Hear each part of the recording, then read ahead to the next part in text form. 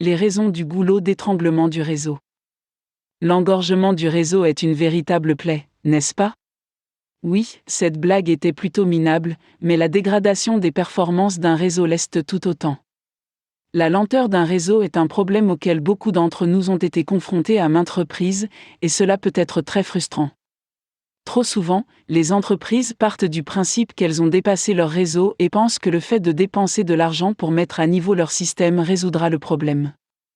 Le problème, cependant, est que l'engorgement du réseau est généralement un problème qui mérite une analyse approfondie des causes. Gardez à l'esprit que, même si la lenteur d'un réseau peut avoir plusieurs causes, la plupart du temps, elle se résume à quelques raisons fondamentales. Et une fois que vous aurez compris le pourquoi, vous pourrez rapidement élaborer un plan d'attaque. Tout d'abord, l'engorgement du réseau est défini comme un retard dans la transmission des données qui entraîne une vitesse de communication considérablement plus lente, limitant ainsi l'efficacité de l'utilisateur. L'engorgement du réseau se produit généralement lorsqu'un système ne peut pas supporter la quantité d'informations relayées à la vitesse à laquelle elles sont traitées.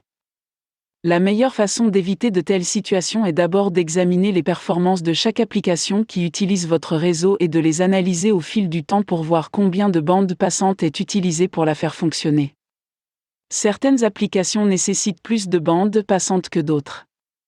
Une fois que vous aurez surveillé vos applications et que vous aurez mieux compris lesquelles sont les plus grandes consommatrices de bandes passantes, vous pourrez planifier en conséquence le moment où vous devez utiliser certaines applications et celui où vous devez les fermer pour améliorer la vitesse globale de votre réseau. Le streaming vidéo et le partage de fichiers sont des exemples d'applications connues pour consommer plus de bandes passantes que les autres. Une autre raison possible et très courante de la lenteur d'un réseau est le câblage lui-même. Parfois, des extrémités lâches ou des câbles mal sertis peuvent en être la cause. D'autres fois, il peut s'agir de câbles inadéquats qui ne peuvent pas transférer de grandes quantités de données.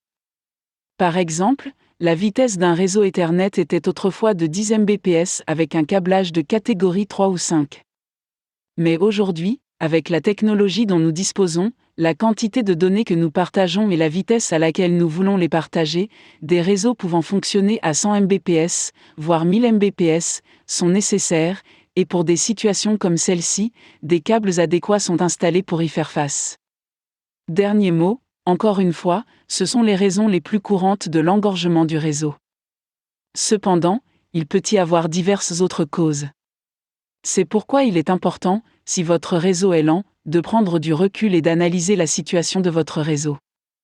Car qui sait, il peut s'agir d'un ralentissement aléatoire dû à un problème de connexion intermittent inconnu. D'autres fois, cela peut être un peu plus complexe.